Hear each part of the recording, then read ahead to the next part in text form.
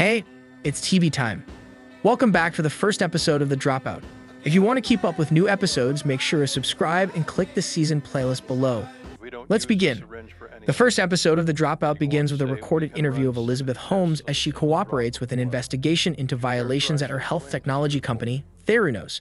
However, the situation necessitates a little more context. We go back in time to when Elizabeth was in high school and had big dreams of changing the world with an original invention.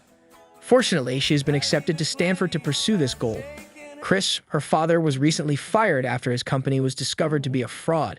This prompts them to grudgingly seek financial assistance from their friends Richard and Lorraine. Richard founded a medical training company that he later sold for $50 million. He offers them assistance despite his dislike for Elizabeth's attitude toward him. And Elizabeth believes they don't need him. She begs her father not to take his money. It won't be necessary because she'll make a name for herself. Elizabeth travels to Beijing for an immersion Mandarin program that summer after graduating from high school. There she meets Sunny Balwani, an older man who founded and sold a software company for $40 million. Throughout the course of the program, they become extremely close. They talk on the phone a lot when Elizabeth goes to Stanford in 2002. Elizabeth adores college. Despite being a freshman, she is accepted into a graduate-level research group led by Professor Channing Robertson. She's one of my freshmen. You're in. You get her a lab coat? When she returns from her sophomore year, she presents Dr. Robertson with an idea for a medical invention, a small patch that could provide people with both diagnosis and therapy in the comfort of their own homes. She wants Robertson to invest in it. He is intrigued, but he first sends her to Dr. Phyllis Gardner, who says the invention will never work. It's never going to work. A patch is too small to store full doses. She advises Elizabeth not to cut any corners in order to achieve her objectives. She says she should just pretend to be 19 for the time being.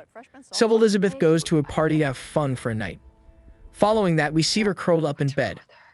Her roommates gossip that she claims to have been raped, but they're not sure if they believe her. Sunny calls her from her bed.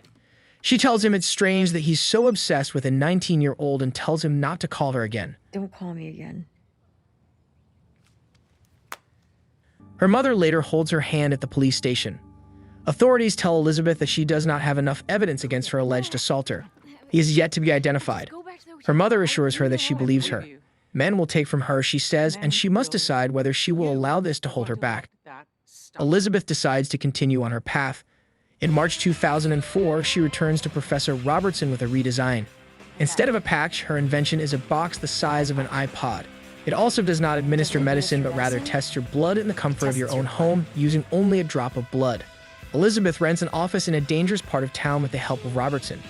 Her parents invest her tuition money in her new company, Theranos, therapy plus diagnosis. Lorraine, meanwhile, gossips to Richard about Elizabeth's decision. He becomes enraged, believing Elizabeth should have called him and sought his advice. They think they're better than us, he says of the Holmes family. When Elizabeth gets into her car outside her new office one day, a stray bullet shatters her window. She dials Sunny in a panic. When he arrives, she hugs him, and he promises to protect her. The episode ends with an investigator questioning Elizabeth. He asks if she ever told anyone that her invention was not working, and that her technology was endangering people's lives. She refers to these as mistakes, but she claims she thought she was doing the right thing by moving forward. That's it for this episode of The Dropout. Make sure to leave a like and subscribe for more TV time.